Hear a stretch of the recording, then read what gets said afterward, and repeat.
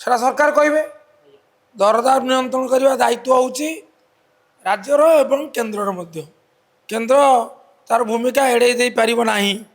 ଆଉ ବର୍ତ୍ତମାନ ତ ଡବଲ ଇଞ୍ଜିନ୍ ସରକାର, ଗୋଟିଏ ଆଘାତ ଦେଲେ ଦୁଇଟା ଆବାଜ ଉଠିବ।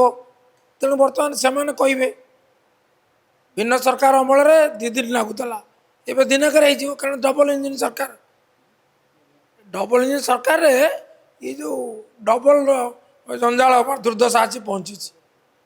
ତେଣୁ ମୁଁ ଆଶା କରିବି ଅଧିକ କିଛି ନ କହି ବର୍ତ୍ତମାନ ସମୟରେ ଲୋକଙ୍କର ଦୁର୍ଦ୍ଦଶା ବୁଝନ୍ତୁ, ଦରଦାମ ନିୟନ୍ତ୍ରଣ କରିବା ପାଇଁ ପଦକ୍ଷେପ ନିଅନ୍ତୁ।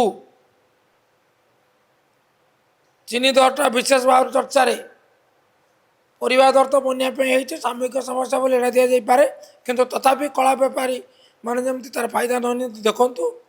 ଆଉ ଚିନି କିପରି ତାକୁ ରେସନିଂ କରା ନଯିବ ଏବଂ କିପରି ଆବଶ୍ୟକତା ମେଣ୍ଟାଇବା ପାଇଁ ଦରକୁ ନିୟନ୍ତ୍ରଣ ରଖିବା ପାଇଁ ଆମର କିପରି ଏ ଯେଉଁ ଆମଦାନୀ କରାଯିବ ତା ଉପରେ ଦୃଷ୍ଟି ଦିଅନ୍ତୁ।